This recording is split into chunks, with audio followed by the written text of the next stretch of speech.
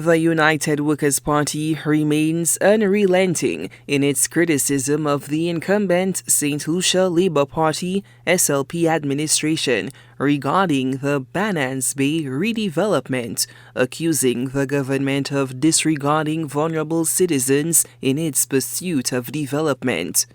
The residents have noted that the initial compensation package offered to them, albeit verbal, was land, house and cash donation. But this offer was subsequently revised to cash only. As to why the sudden change of direction, no one knows. Residents have told me that SLASPA handed them a contract, which were not read nor explained to them, and instructed them to sign and not disclose the contents of the contract to anyone else.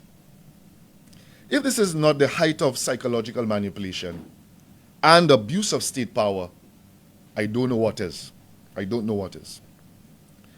The contract stipulates further that upon signing, 50% of the amount, which I must note was unilaterally agreed by SLASPA, will be dispersed, and the residents have 5 days to relocate upon signing.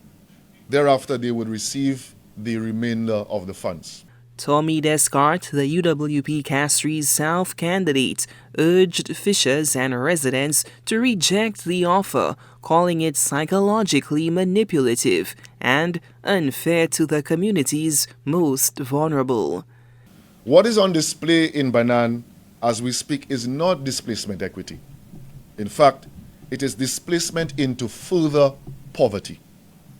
Many of the residents have confided in me and have indicated that if they accept these compensation packages, they are willingly and voluntarily placing themselves and their families into further poverty and most into homelessness.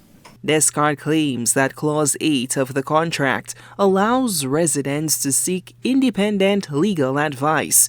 The UWP Castries South candidate stated he has taken up the mantle to support fishers and residents in exercising that right.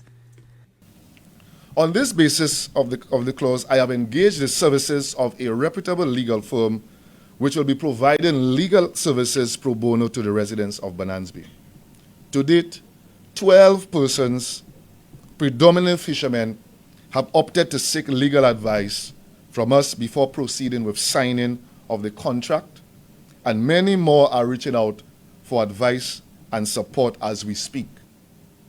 And while some have indicated that the fishers are not being forcibly displaced, what is certain is that they are psychologically being manipulated to do so, which is way more sinister than bulldozing down their structures and reflects a deep-seated disdain and disrespect for the fishers and residents of Bananes Bay and for the poor and powerless and vulnerable members of our society.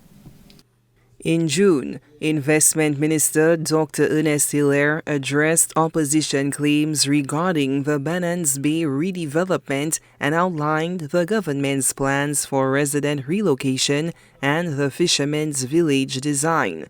He accused the UWP of spreading disinformation and engaging in the exploitation of the residents. Hilaire emphasized that the Saint Lucia Air and Seaports Authority is leading relocation efforts through an expert-guided process with numerous meetings. However, Descartes is calling for full transparency in the project and demanding that the experts' report be made public. Solange Alfred, HTS News Force.